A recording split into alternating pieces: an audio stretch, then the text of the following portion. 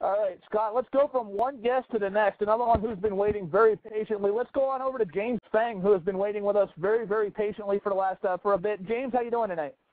I'm doing good, man. How you guys doing? Doing great. Well. James is a filmmaker. I couldn't give this justice in any way, shape, or form. Talk about Fight Life, how you came up with the idea, who helped you make it, the general overview. Yeah, Fight Life is basically a documentary on mixed martial arts, and it's coming from a perspective of an outsider filmmaker like myself who's a fan of the sport. And then, I actually, one of my neighbors is actually a MMA fighter. So I actually kind of got the inside scoop on, how the game works from, before you make it a big time. So I found out all the facts and all these things about the sport that basically I didn't see on TV. So it really got me intrigued about MMA. And I'm just like, wow, these guys don't make much money. Most of them don't have health insurance, and yet they're still doing what they're doing because, they love it. Talk about the money for a little bit, because there's one of the listeners, Natalia, and I had a little conversation earlier this week about the fact that, they only make, the up-and-coming fighters at best, or not necessarily at best, but make $11,000 a year. Can you talk about your reaction to it and kind of how it fits in the context of the film? Yeah, it's ridiculous. I think when I first did these surveys, I went out to some of the big fights, and actually most of the people that did fill out the survey, they were all from the bigger promotions, like all the Strikeforce Challenger cards, Strikeforce main cards, and I went to some of the bigger gyms too. All the gyms, like in AKA. So I'm talking about guys who are filling out these forms, who actually do make a lot of money. And, it just so happens that, the median of the survey was about 11,000. And I think I talked to a lot of the fighters, and they all agreed that sounds about right, how much they really make.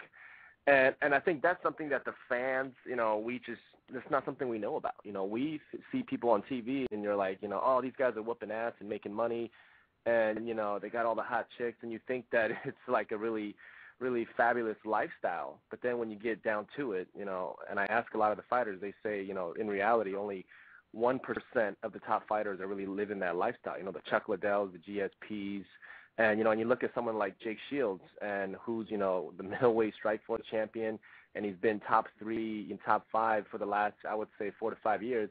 And, he's just starting to make it recently. And, to really, that really puts it into perspective. And I think, Big John McCarthy, in my interview, he said, he really made a comparison. He said, let's take a look at a guy like Jake Shields. He's one of the top fighters in the world, and he's making about, let's say, and I would, he guessed about $100,000 a year. And he's like, why don't you take a look at the second stringers of the guys on San Diego Chargers and how much they're making? And they're making a lot more than, what Jake's making. So it doesn't really make any sense money-wise, what these guys are being compensated for. And, it's still a small, we're still a growing sport. So you can't really blame the promoters or, anything like that. But, I think definitely the future of the sport's bright, and I definitely see more money going to the fighters. I see the UFC, Dana White giving bigger bonuses. So stuff like that is just, it's going to take its course. It's going to take a while. But I'm just very happy that, positive things are happening and the guys are making more money. We're talking to James Feng here on Shambala Sports Radio. And James, one topic we've also often tossed around on here, including with Heath Herring, was the possibility of a fighters union. Do you ever think there will be a time in this sport where we will see a union to protect Rich Franklin's and keep Jardines from getting grossly underpaid? I really hope so, but I really don't see it. Just because I talked to a lot of guys who've been in the game for a long time, managers and sponsors themselves, and just people. And the general consensus is that a fighter union is impossible because the sport of MMA is an individual sport, and and it's a selfish sport. Everyone's up for their own. So what the promotions, what they're banking on is there's going to be more fighters. So let's say a Dan Henderson leaves the UFC, or all these guys they start striking against the UFC. Unless you can get everybody to sign a paper and say that we're all going to strike together and not fight. It's one or two guys making a stance is not gonna happen, And I think one scenario that I've talked to with fighters is, the only possibility of something like that happening is, let's say a guy who's popular and has the respect of all the fighters, like a Randy Couture. He steps out and he makes a stance. He says, guys, we have to do something about this. And he has the support of all these top fighters. And if that happens and, he gets the support of not only the big-time fighters, but the smaller ones, and everybody follows suit, and they sign this petition of 90% of the fighters sign this petition, only then will the promotions be prompted to basically say, okay, now let's talk about forming a union. But unless that happens, which I don't see, it's likely that it's going to happen, it's basically going to be the way it is, and it's always going to be that way. Outside of the insurance and the money issues, what were some of the things that surprised you about the fighters? I think how much they train. To be honest, I really had no idea that, guys at the top level train literally 2-3 times a day. I mean, I was with Jake Shields for about 3 of his training camps, for Paul Daly, for Dan Henderson, and then also for Robbie Lawler. So I was with them and then the other guys too in the film. I was in their training camps, and basically how much sacrifice you have to make to be a fighter. I think that's one thing that people really aren't aware of, because when you watch TV, you see the guys step in the cage and you see, them fighting, under the bright lights, but nobody really sees what these guys are doing to get there. And I think that's one thing I really wanted to cover in this film, was to show people, what it really takes to get to fight day. It's like you see all this ridiculous training and these, late night runs and, sparring sessions where it's just easily guys could get hurt, and a lot of them do. So, I mean, for most of the guys that step in the cage, when they step in that cage, nobody's 100%.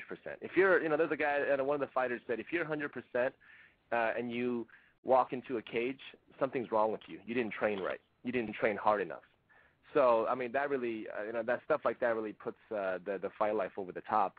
And that's something that really, really, surprised me. And I have a newfound respect for a lot of these fighters because I'm able to see what they go through.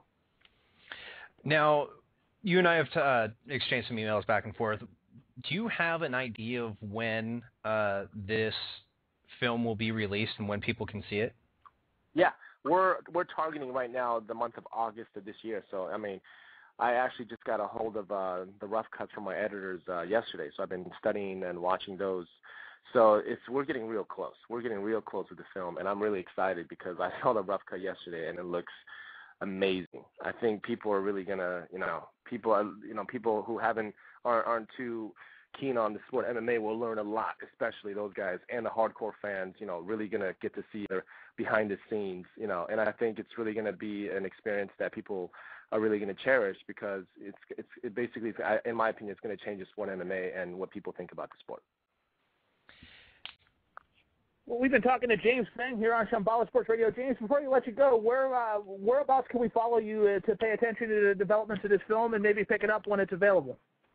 Oh, yeah. Basically, we have our website, which is fightlife.tv, and then we have all the stuff on there, and including our Facebook group, our Twitter. Everything's on fightlife.tv, and we have a couple thousand fans already on our Facebook. So it's just been, I really want to thank the fans who have been supporting this film, and I'm getting emails always, from the fans telling me how much they really want to, not only watch the film but support the film, because, how MMA is really not mainstream yet.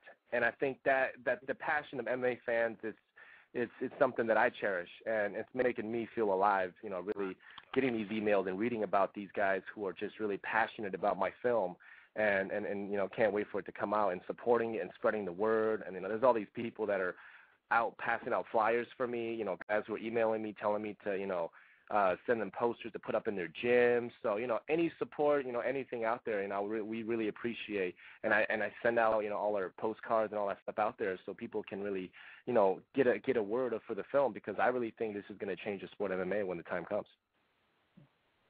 Well, James, we'd like to thank you for joining us here on Shambala Sports Radio tonight, and certainly feel free to join us again sometime as the film continues to develop. Definitely, man. Thanks, guys, for having me. Appreciate it. You're welcome. Thank you for coming on. You guys have a good one. Bye. You too.